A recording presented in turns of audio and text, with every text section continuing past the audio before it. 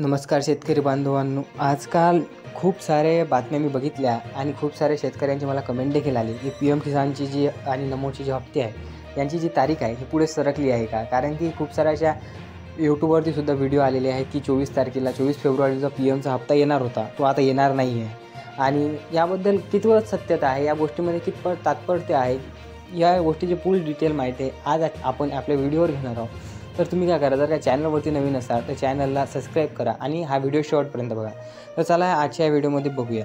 बघा, केंद्र आणि राज्याचे 2 हप्ते येत असतात, एक म्हणजे नमोचा आणि एक म्हणजे PMचा.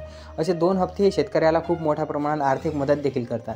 हेच हप्ते जर का शेतकऱ्यांना वेळोवेळी मिळाले तर शेतकऱ्यांना काही प्रमाणात का होईना पण आर्थिक लाभ असा मिळतो आणि या लाभामुळे का होईना शेतकऱ्यांचे जीवन थोडं सुरळीत होत असते. त्यामुळे सरकारच्या ह्या योजना अंमलात आणलेल्या आहेत.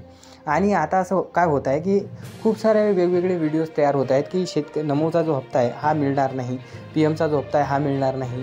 मुख्यमंत्री खोटे बोलले होते. त्यांनी म्हटलं होतं की 3,000 म्हणजे वाढीव करून देणार आहोत, आम्ही 3,000 रुपये देणार आहोत आणि ते सुद्धा देणार नाही आहेत. तर सर्व गोष्टी होणार आहेत मित्रांनो, टेन्शन घेऊ नका. महाराष्ट्र राज्याचे जे 31 मार्च आहे त्यानंतर जेव्हा बजेट प्रस्तुत होत असतो, म्हणजे 31 मार्चपर्यंत संपूर्ण बजेट महाराष्ट्राचा तयार वगैरे होऊन डिक्लेअर केला जातो. तर 31 मार्च नंतर आपल्याला जो पुढचा हप्ता येणार आहे त्यामध्ये होऊ शकते की 3,000 रुपये वाढून मिळतील. कारण की सरकारने देखील असं देवेंद्र फडणवीस साहेबांनी देखील असं सांगितलं होतं की आम्ही आमचा प्रत्येक शब्द पाळणार आहोत आणि ते मला तरी वाटते की पाळणार आहे. आणि असेच जर का आपण बघितलं, नमोचा जो हप्ता येणार होता 24 तारखेला, यामध्ये कुठलीही हे होणार नाही आहे, तो 24 तारखेला येणारच आहे.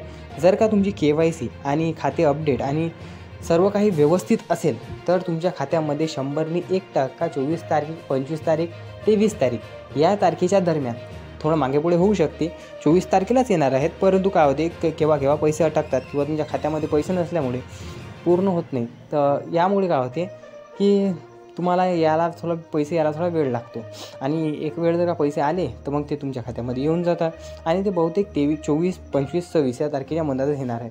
जर का तुम्हाला व्हिडिओ इन्फॉर्मेटिव्ह वाटली असेल तर चॅनलला नक्की एक लाईक करा. आणि जो हप्ते आहेत हे 24, 25, 26च्या दरम्यान येणार आहेत. काहींना 24ला येणार आहेत, काहींना 25ला, काहींना 26ला. तर घाबरून जायचं नाही.